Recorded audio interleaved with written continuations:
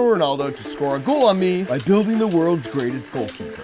But there's a problem with that. Ronaldo kicks the ball at 80 miles per hour, so it'll reach the goal line in just a quarter of a second. Now, if our goalie's centered, then the maximum distance he has to travel is 12 feet. That means he'll need to yeet himself to 40 miles per hour, then slam back on the brakes to 0, all within 250 milliseconds. That's literally half the time it takes to blink. In other words, I'm gonna need some really big motors and a bunch of fancy cameras to track the ball so we can predict the trajectory after only a few milliseconds. For the fancy camera part, we got ourselves 12 high-speed infrared cameras. So while a normal camera sees me and Ian and anything else that's randomly in the background, those 12 cameras only see one thing: this soccer ball. And that's because if you look real close on the soccer ball, we've got these little gray stickers called retroreflectors, whose surface is made up of tiny little glass spheres that bounce any light right back at the light source, like you see with those markers on the road or with road signs. So these cameras blast the scene with infrared light, and because they can only see infrared, the retroreflectors glow super bright relative to everything else. So when you compare exactly where the center of the bright spot is in all 12 images, and then do some really complicated math, you get a 3D position of where the ball is down to the nearest millimeter 500 times per second. For us, that means 6 milliseconds after being kicked, we now have 3 data points we can draw a line through to predict where the ball will end up. In other words, by the time Ronaldo's kick has traveled exactly this far, the goalie robot will already know exactly where it needs to be to block